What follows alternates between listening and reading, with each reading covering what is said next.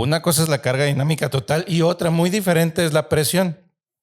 Pero en las bombas nosotros lo vamos a utilizar como equivalentes. Les juro, es el dato que menos nos dan, es el dato que más cuesta que nos dé un cliente. Cuando no tienen qué presión, normalmente dicen a descarga libre. O sea, no tienen restricción para descargar. Y si alguien llega y les dice, no, es que esta bomba puede succionar hasta 8 metros, es una red flag, hay que tener cuidado con eso. Si llega al punto más alejado, va a llegar a todos lados el agua. Cuando yo nada más veo que es pura tubería, una trayectoria larga y más o menos el diámetro de la tubería que están usando sí es adecuado para el flujo, yo ahí sí, el 10%. Bombeando Soluciones, podcast. Me llamó el cliente en la mañana y me dijo, José, no está saliendo nada de agua. Si quieren saber por qué, quédense. Bienvenidos a Bombeando Soluciones. Hola, ¿qué tal? El día de hoy vamos a hablar de un tema que es un dolorón de cabeza si se trata de una manera y es completamente sencillo si se trata de otra manera. La carga dinámica total. Y este tema lo propuso Edith. Edith, empieza la clase, por favor. Gracias, Jos. Mira, yo propuse el tema porque creo que muchos de mis clientes, el coco o la pregunta de todos los días es, ¿y cómo te consigo entonces la carga dinámica total? Y yo, pues es que es la presión que vas a necesitar para que te llegue el agua a donde quieres. Ah, ok, déjame lo investigo. Obviamente, a veces sí los pongo a pensar más y no que se los exija, pero es algo que requerimos sí o sí para poder seleccionar la bomba adecuada. Porque de lo contrario, pues es como cotizar por cotizar, vender por vender, que no es lo que a nosotros nos gusta. Y ojo, a ellos a los que se los digo son los que están pues un poquito más involucrados a lo mejor con las bombas. Pero me ha pasado también que de plano les cambias el nombre de carga dinámica a tu presión requerida, la presión de sistema, los metros columna de agua y de todas maneras pues no tenemos el dato. La verdad, déjame decirte que yo tengo clientes o ingenieros que son muy buenos en lo que hacen, en hacer todo el diagrama del proceso, de lo que entra, tiene que salir y para dónde tiene que ir, que la válvula, que esto. Sí, son muy buenos. Pero cuando llegan el tema de las bombas, justamente se atoran cuando les empezamos a decir la carga dinámica total. Así es que no se asusten, no es un tema únicamente a la gente que hoy nunca ha estudiado o que no sabe o el de compras. No es un tema. A ver, aquí para empezar, ustedes pues son expertos en bombas y que hacen todo de bombas, pero ¿qué es exactamente eso? La carga dinámica. Yo creo que yo lo quiero decir así como palabras más sencillas. La carga dinámica total es la suma de un conjunto de factores que van a intervenir para que el agua llegue de mi punto A al punto B y llegue bien. Yo les puedo decir que deben de tomar 3 cosas en cuenta. Así, 3, es un hecho. Porque 1, tenemos que ver el punto de origen al punto final. Me refiero a la diferencial de altura. Hay veces que no hay veces que sí hay. Sin tomar en cuenta nada más la diferencial de altura. Es el primer punto. El segundo punto es la resistencia que me va a producir mover la masa de flujo desde el inicio hasta el final. Y el último punto, si es que tengo una presión que vencer. ¿Por qué se los separo así?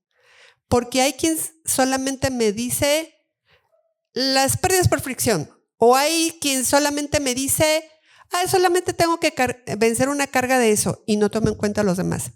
Y hay veces que solamente dicen, pues yo necesito aquí 3 kilos y con que la bomba me dé 3 kilos, eso. ¿Pero cómo que 3 kilos? ¿Aquí los cargo los 3 kilos o cómo? Muy buena pregunta, Ulises. Aquí los cargo si quieres, pero ¿qué son 3 kilos? Esa es una muy buena pregunta. Y de hecho, la carga dinámica total, que era tu pregunta inicial, se puede medir tanto en kilos como en PSIs como en metros, que eso le da un poco de comezón a algunos ingenieros porque el kilogramo es una unidad de masa y el metro es una unidad longitudinal y dicen, ¿cómo puede ser? Y luego hay algunas personas que incluso dicen, oye, una cosa es la carga dinámica total y otra muy diferente es la presión. Pero en las bombas nosotros lo vamos a utilizar como equivalentes. Pudiera en los libros de física no ser igual, pero son medidas equivalentes. ¿Qué son 3 kilos para nosotros en las bombas o para una bomba? 3 kilos son el equivalente a levantar el agua a 30 metros de altura. Y ese sería... En metros columna de agua. En metros columna de agua, exactamente, porque no son metros nada más lineales, sino son metros columna de agua. Uh-huh. A veces hay algunas personas que dicen, bueno, yo tengo mi bomba aquí en el punto cero, voy a llevarla 20 metros en horizontal y luego subir 10 metros de altura. También es un error considerar que ahí se necesitan 30 metros.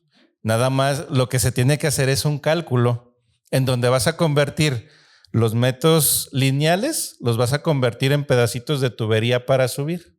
A final de cuentas, todo lo que necesitamos es altura que va a subir el agua. Y un ejemplo un poquito más de escuela, no sé si has escuchado los milímetros de mercurio. Sí, lo vi en la prepa. Sí.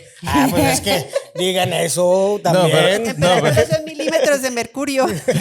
Es que un aparato que mide milímetros de mercurio mide la presión atmosférica y los milímetros que se levante el mercurio, esa es la presión que está ejerciendo la atmósfera sobre nosotros.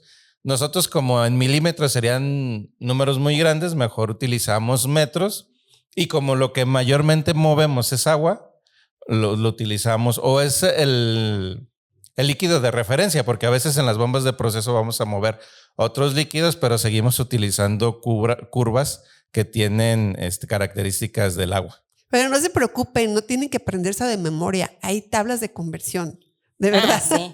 De hecho, ya ni tablas, Eli. Te metes en la web y le pones calculadora de conversión y listo. Okay.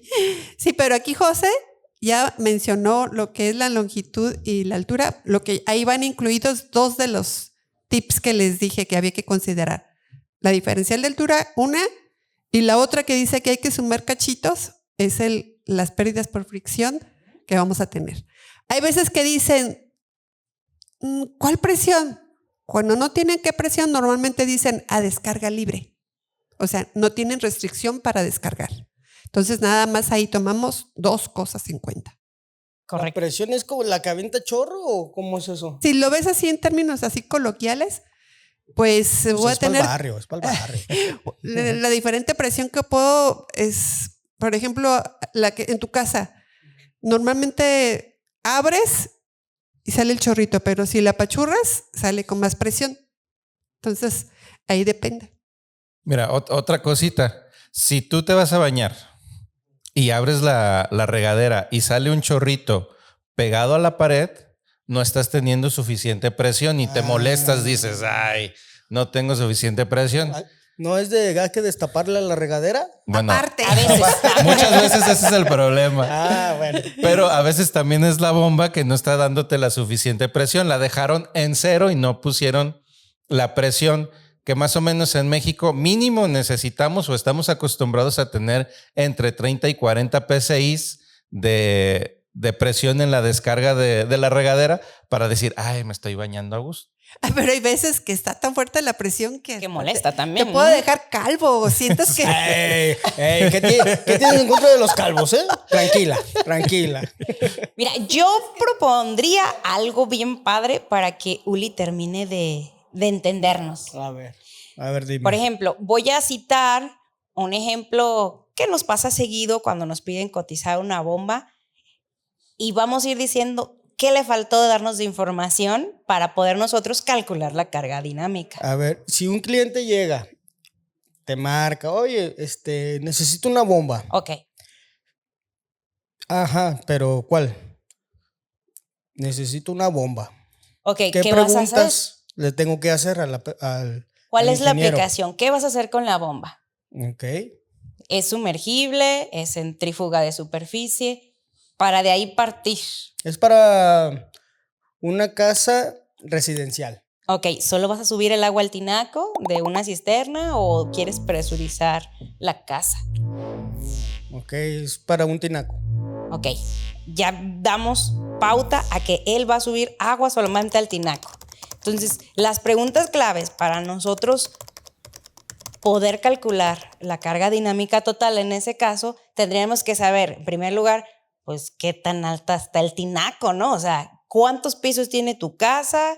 O si estás en una torre de departamentos, si es una bomba por cada departamento, pues cuántos pisos tiene la torre para que te llegue. Y obviamente, pues la distancia desde donde van a poner la bombita hasta donde está el tinaco, porque no siempre es de que el tinaco está a 2 pisos arriba y justo lineal abajo va a estar la bomba. A veces está, no sé, si es un condominio de departamentos, están a veces los cuartos de máquinas en una orilla o un extremo del condominio y tienes que recorrer, si tu departamento es el del último, pues vamos a tomar en cuenta todo eso. Pero a ese cliente le tenemos que apoyar a que nos dé esa información, de que nos diga dónde van a poner la bomba para decirle, ok, si la tienes junto a la puerta de la entrada, ¿cuántos metros hay de donde vas a poner tu bomba hasta donde va a estar el tinaco? Primero, pues en horizontal y luego, ¿cuánto vamos a subir? Ok. Yo ya quisiera ponerle nombre a esos conceptos que estamos mencionando, lo que menciona Edith, lo que menciona José, lo que pregunta Uli. Pero que se entiendan, que se entienda. Ok, Para exactamente. el pueblo, por favor. Para calcular la carga dinámica total, necesitamos la carga, la diferencial de altura, ¿sí? A eso se le llama carga estática, ¿sí? Es carga estática. Únicamente nos va a dar la pura diferencial de altura. Y se llama carga estática porque no va a cambiar a menos que cambiemos la altura. Pero si ahorita desde donde está mi bomba hasta donde quiero llevar el agua hay 10 metros de altura, siempre va a haber 10 metros de altura sin importar el diámetro de la tubería y sin importar el flujo. El otro concepto son las pérdidas por fricción. Normalmente en los libros los conocemos como HF. Son las pérdidas por fricción, que eso también lo vamos a conseguir dependiendo del diámetro de tubería, el flujo que vamos a manejar, si hay accesorios, codos, intercambiadores de calor, cualquier otra cosa, ahí va a entrar dentro de las caídas de presión. O también lo podemos conocer como delta P. Delta P, HF o pérdidas por fricción. Es el segundo concepto. O carga dinámica también se conoce mucho como carga dinámica porque va a estar variando dependiendo del flujo que va a pasar. Solamente no los quiero confundir lo que es carga dinámica o carga dinámica total, que es la suma de las tres. Sí, cierto. Sí, ¿verdad? Por eso no lo quise decir como carga dinámica para no confundirlos, pero las pérdidas por fricción y la carga estática. ¿Qué más nos hace falta, Edith? Pues lo importante, si necesitamos descarga libre, o sea, nomás que el agua llegue del punto A al punto B, o si necesita una presión extra. Por ejemplo, presión extra me refiero a que en una empresa, si es para una máquina que necesitas, no sé, 2 kilos para que pueda entrar el agua a tu máquina, o de repente que me dicen, ¿sabes qué? Necesito 3 kilos o hasta más porque ahí va el riego y necesitan más presión. Pero todo lo que conlleve poner después de la bomba que requiera presión, eso también hay que sumarlo. Yo les tengo un ejemplo para que sea más clarito. Cuando se va a tratar el agua y vamos a tener que meterlos a tanques de filtración que a veces son 3 tanques de carbón, de varios. Entonces, esos tanques tienen que vencer cierta presión. Normalmente son 3 kilos, que no rebasen 3 kilos. Entonces, a la carga estática le voy a sumar las pérdidas por fricción y en este caso, que son en una... ¿De filtración? De filtración le voy a sumar la presión que necesito para poder entrar al tanque. Entonces ya estoy sumando los 3. Carga estática, carga dinámica o pérdidas por fricción y la presión. Ahí me va a dar la carga dinámica total. Que las pérdidas por fricción o el incremento, el delta P o HF, lo vamos a calcular siempre con tablas. O sea, eso, si alguna persona llega y le dice, no, yo ahorita rápido lo saco, no, cuidado, una red flag. Hay que hacerlo con tablas. ¿Por qué? Porque esas tablas lo que tienen es el flujo. Por un lado, en vertical tienen el flujo y en horizontal tienen el diámetro de la tubería.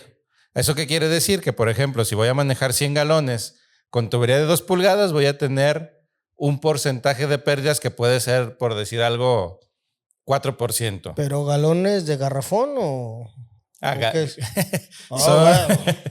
Son galones por galones, pues yo me traigo un garrafón y son 100. ¿Cómo? Bueno. El garrafón es 20, dije. Galones, normalmente las curvas de las bombas que vamos a seleccionar vienen ya sea en litros por minuto, si es una marca que tradujo las curvas a español, a unidades del sistema internacional, litros por minuto, litros por segundo, pero si es una bomba que tiene las curvas en inglés, va a utilizar mucho los galones por minuto. Y a mí me formaron con las unidades en galones por minuto. De hecho, muchas veces tengo que hacer la conversión mental entre litros por segundo a galones por minuto para saber de qué tamaño es la bomba, porque en litros por minuto no me sé de qué tamaño es la bomba. Pero sí, son galones que serían como 3.8 litros por minuto. Por eso son galones por minuto, GPM.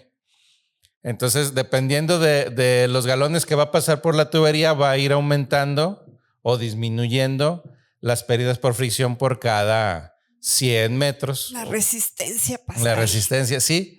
Y después de eso, lo que tenemos que hacer es utilizar otra tablita complementaria donde cada codo, cada T, cada válvula la tenemos que convertir en un pedacito de tubería. Por decir algo, en un ejemplo, si la tubería mide 30 metros de largo, pero yo tengo 4 codos, voy a agarrar esa tablita y me dice, los codos de 4 pulgadas es equivalente a tener 40 centímetros de tubería. Entonces yo esos 4 por 4, 16, ya es 1,60 m adicionales que yo le tengo que poner. Pero si se fijan, ya está complicándose un poquito la cosa. A veces lo que yo hago es utilizar la regla. Este es un tip para que lo tomen en cuenta. Yo utilizo una regla del 7%. En sistemas, en sistemas que no son muy complicados y en sistemas que no son muy largos. O sea, si me vienen ustedes con un sistema de 1 kilómetro, ahí sí tómense todo el tiempo del mundo para sacar las pérdidas por fricción. Pero si es una aplicación de una casa o de un fraccionamiento pequeño. Como lo que dijo Ulises, subir el agua al tinaco. O de una empresa pequeña, podemos utilizar un factor del 7%. Si mide mi tubería 30, para que sea más fácil, si mide 100 metros de longitud la tubería, yo le voy a agregar 7 metros adicionales de pérdidas por fricción y entonces ya nada más sumo la altura, que eran 10 metros, más los 7 metros de pérdidas por fricción, más la presión que necesite y a lo mejor necesito 20 metros columna de agua. ¿Cómo ven ese tip? Bueno, sí, está bien. Yo siempre uso el 10%. Mira, yo he escuchado en algunos de los clientes que manejan en construcción tipo hotelería, manejan hasta el 15%, que a veces para mí también es mucho, pero ellos quieren proteger porque a veces no tienen cuántas válvulas hay, si hay manejadoras, hay eliminadoras de aire, y es de ahí que ellos hablan de un 15%. Entonces aquí, ¿a quién le hago caso? ¿15%, 10%, 7%? Mira, ahí te va. Cuando yo nada más veo que es pura tubería, una trayectoria larga y más o menos el diámetro de la tubería que están usando sí es adecuado para el flujo, yo ahí sí, el 10%.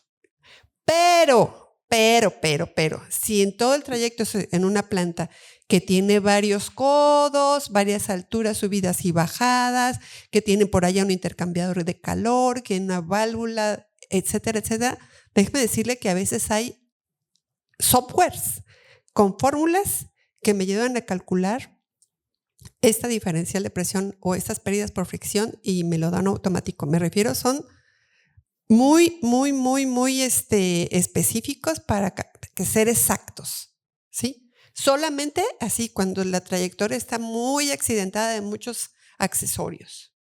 Y ahí sí utilizaría, pues sabes que mejor vamos a meternos a las tablas. Porque hay 3 formas de calcularlo, como dice Jos, el dedito. La otra, manual, agarro un manual, veo más o menos, chuc, tablas y ya. Y la tercera, que es así como más de proyecto, más de ingeniería, pues utilizo las fórmulas que son específicamente para calcular las pérdidas por fricción. Y yo agregaría una cuarta. Ya le pueden preguntar a ChatGPT o a Gemini. Le meten la tubería, los codos y todo y ya. No van a entender la mitad de las fórmulas que ponga, pero sí da un resultado aceptable. Ligeramente sí. aceptable o aceptable. ¿En serio, Jos? Sí, ya no se tiene que preocupar. Ya ese 7% quedó obsoleto. Yo soy de la vieja escuela, ya de la inteligencia artificial. Mira, me ha gustado todo lo que ha salido porque creo que todos los que nos van a ver en este capítulo van a poder entender, una, lo que es el concepto de carga dinámica total y 2, con ese entendimiento ya podemos decir, ya sé qué es lo que debo de preguntar para que ellos me ayuden a seleccionar la bomba. Porque les juro, es el dato que menos nos dan, es el dato que más cuesta que nos dé un cliente. Entonces, nuestras preguntas van a ir referidas a poder obtener los datos suficientes para hacer los cálculos, ya sea con las tablas, con las fórmulas, con la modernidad, pero esas preguntas de información es las que queremos que siempre nos contesten. Y sí lo entendemos porque nosotros somos los que estamos acostumbrados a calcular las bombas, no el usuario. Y por eso siempre pregunto, oye, ¿si de dónde a dónde? ¿Qué vas a manejar? Porque hay otro detalle. O sea, no es por chismosos que queramos No. saber. ¿Qué vas a manejar? ¿O qué? No, pues ¿qué te importa? Muchas veces dicen. No, hay otro detalle bien importante. Hay veces que van a succionar abajo, o sea, se le llama Succión negativa. Succión negativa, también hay que decirlo. Porque esa succión negativa se suma a lo que va a la bomba y de la bomba hasta donde va. Entonces, la carga estática es de donde está, abajo de la bomba, de donde está el nivel del agua, hasta donde va. La pura carga estática. Aguas. Como si fuera un pozo y que sube. Por ejemplo. Ok. Sí, aunque también tiene sus limitaciones, perdón, Jos. Sí, y si van a bombear de una cisterna o de un pozo y ese nivel puede subir y bajar y alguien les promete, no, jamás va a bajar, no le crean. Siempre consideren el nivel mínimo para la carga estática. Sí, porque hay otro detalle, de verdad muy importante. Una bomba centrífuga tiene sus limitaciones para succionar. Creo que he visto bombas centrífugas que pueden succionar inclusive como a 5 o 4 metros.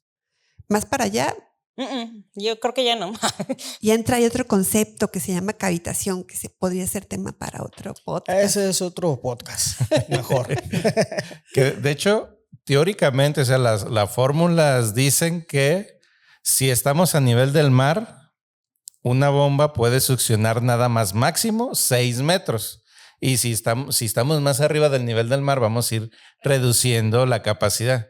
Y si alguien llega y les dice, no, es que esta bomba puede succionar hasta 8 metros, es una red flag, hay que tener cuidado con eso. Pero acabo de recordar algo que creo que va a ser de mucha importancia para los que nos van a hacer tener problemas de cálculos. Hay un tip, o al menos que a mí me ha servido mucho, cuando es, por ejemplo, un pequeño hotel o algunos locales comerciales que pues son en todo nuestro cuadrante muchas salidas de agua. ¿Cómo? ¿En qué punto debo de calcular la carga dinámica total? El tip es calcularlo en el punto más alejado. Si llega al punto más alejado, va a llegar a todos lados el agua. Sí, eso es un hecho. A mí me gusta, para eso que dices, Edith, a mí me gusta que se imaginen 3 edificios. Uno más alto que otro. Está uno pequeño, el mediano y el grande.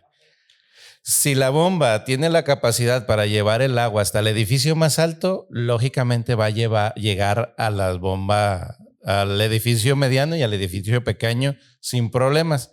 Ahí el único problema que pudiera haber es que a lo mejor la presión del edificio más alto es demasiado para los edificios pequeños, pero ahí lo que tenemos que utilizar es una válvula reguladora de presión para no dañar los otros edificios. Pero la bomba tiene que seleccionarse para que llegue el agua hasta el edificio más alto. Y también la tubería de conducción tiene que ser adecuada para suministrar el suficiente flujo para los 3 edificios. Yo quiero decir algo antes de que se nos vaya a acabar el tiempo. Al principio les dije que mi cliente me llamó y me dijo, José, no está saliendo nada de agua. Era una bomba sumergible de tipo turbina.